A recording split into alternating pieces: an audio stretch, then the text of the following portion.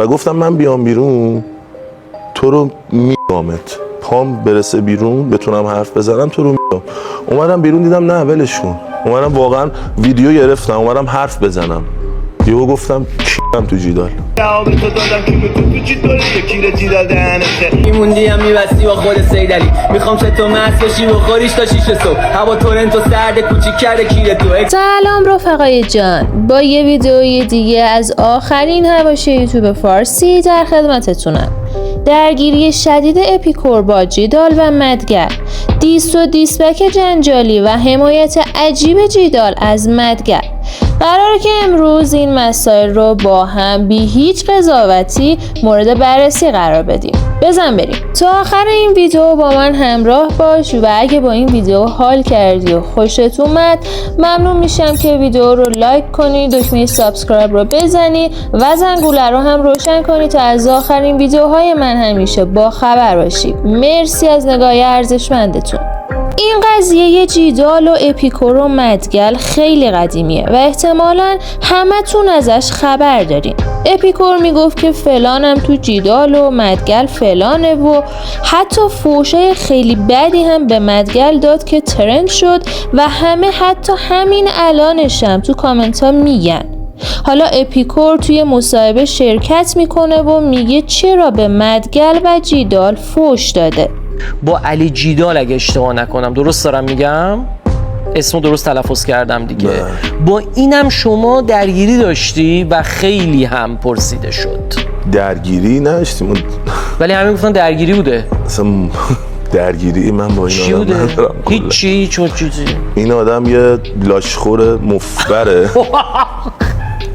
یه لاشخور مفبره که وقتی ایران بودم نمیتونستم حرف بزنم. اومده بود به خاطر اینکه ویو بگیره واسه یوتیوبش منو گشته بود بغل 2 تا رپر دیگه، رپرهای حکومتی فلان. بعد خب اون موقع تو شرایطی هستی که یه سری اتفاقا افتاده دست به دست هم داده که 4 نفر دارن اینو بهت میگن. بعد یه نفرم که یه آرتیسته به جای اینکه بیاد با خودت صحبت کنه، من قبلا دیدم این آدمو. خب اون موقع به خاطر پایدار و ریسپکتی که واسه پایدار قائل بودم این آدم برای من قابل احترام بود. خب ولی یه جا به بعد دیگه نه با آهنگاش حال کردم نه با شخصیتش. این آدم فرض کن بیاد دقیقاً تو اون موقعیت به جای اینکه ارتباط بگیره یا آقا تو واقعا این داستانت اینه، داستانت چیه فلان، میاد مفبری میکنه. من ناکردم ویدیو ساخته داره منو مفبر میکنه با یه گوریل زشت کتشرم بغل دستش نشسته، اونم داره هی پشت سر هم زر میزنه که مثلا اگه میدونی مثلا حسم به اون ویدیو این بود که انقدر لجن بودن جفتشون تو اون ویدیو، واقعا حسم این بود که اگه اونجا بودم مثلا 2-3 تا چیز تو گردنشون فرو میکردم فقط 2 تا لجن از دنیا کم شه. انقدر اینا گوه بودن.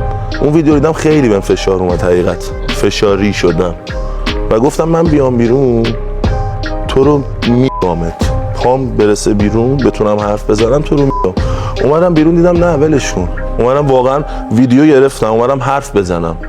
یهو گفتم کیرم تو جیدال.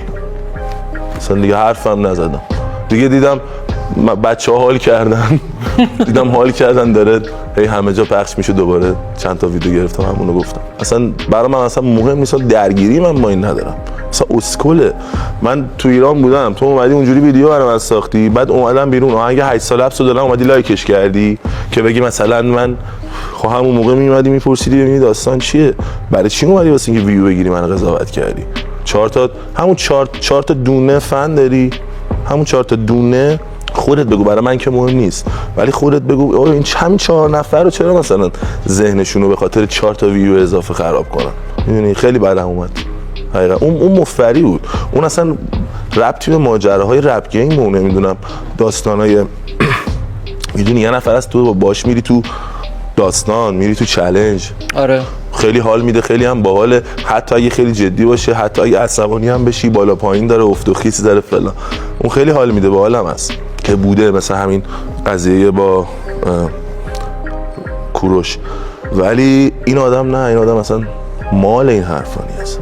بعد تو مگه من اومدم بیرون 8 سال رفتم و اعلام کردم نیومدی لایک کردی بعد از اون ور به این و اونم گفتی من که پست اینو لایک کردم این ببینه برای چی اومده اینجوری گفته؟ تو مگه این کار نکردی؟ چرا دوباره بعد از این که من گفتم کیرم تو جیدال بلند شدی اومدی وایس گذاشتی که رپر حکومتی سوخته فلان؟ خب بالاخره تکلیف تو خودت مشخص کن دیگه. بیا بگو من اون موقع اشتباه کردم ولی دهنتو فلان به خاطر اینکه این حرفو زدی دیگه. چرا دوباره برگشتی سر موضع قبلیت؟ میدونی چون من به تو فوش دادم حرفم دروغ شد؟ چی شد اصلا؟ میدونی آدم به درد نخورینه. جیدال بالاخره به اپیکور دیس داد، ولی جالبه بدونید جیدال تو این دیس از مدگل هم حمایت کرد. یادتونه اپیکور یه ویدیو گذاشته بود و گفته بود که مدگل جنده است؟ خیلی هم ترند شده بود. حالا جیدال تو این دیسی که داده میگه فوش به دختر افتخار نداره که منظورش دقیقاً مدگل بود. بیا هم بریم این دیس و دیسپک جنجالی رو با هم ببینیم.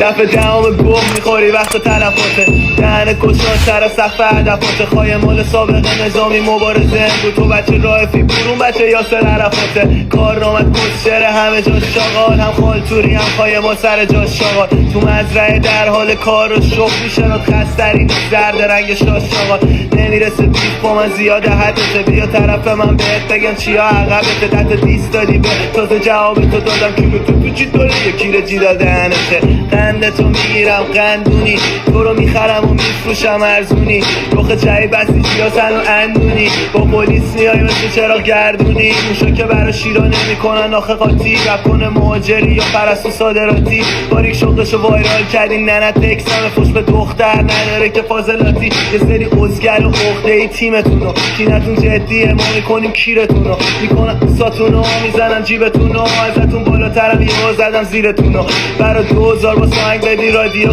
غیره اونم نمیگیره بگی عکس و شری کنار چایی میخورم تا مسقطی بس رحمتی خواهی مال رحمتی